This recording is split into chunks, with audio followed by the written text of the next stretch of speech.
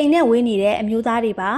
လိုက်ချက်လို့ရအောင်ရှင်မဒီနေ့အမဲသားရှစ်တဲ့နီလန်းလေးကိုထပ်ပြီးတင်ပေးလိုက်ပါတယ်ဒီနီလန်းလေးကလေရှင်မခ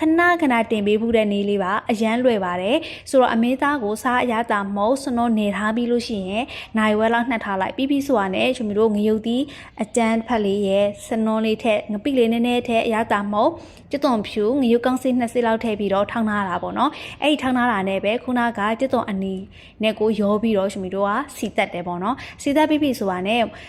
ဒီချိန်မှာတော့နည်းနည်းမှုေးပြီးတော့နည်းနည်းညှော်လာတယ်ပေါ့နော်ငရုတ်သီးစီတက်တဲ့အတွက်ကြောင့်မို့လို့ခုနကအရသာနေထားတဲ့အမဲသားကိုထည့်ပြီးတော့လုံလိုက်ပါတော့မယ်အဲ့ဒီနေရာမှာရှင်မရေလုံးဝထည့်ပြီးတော့မချက်ပါဘူး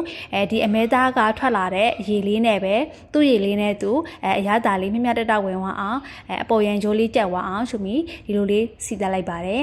အဖုံးလေးအုပ်ပြီးတော့တည်ထားလိုက်တယ်ပေါ့နော်ဒီလိုမျိုးခဏတစ်ဖြုတ်တည်ထားပြီးရဲ့အနေအထားမှာနည်းနည်းအိုးကတ်လာတယ်နည်းနည်းလေးညှော်လာတယ်ဆိုနည်းနည်းလေးမှွေပေးလိုက်ပေါ့နော်ပြီးပြီဆိုတာနဲ့ချွေမီတို့ကငရုတ်စုံလေးကိုရေကျင်းပြီးတော့ဒီအသားလေးမမြုပ်တမြုပ်အနေအထားတွေထည့်ပြီးတော့ရှက်လိုက်ရုံပါပဲ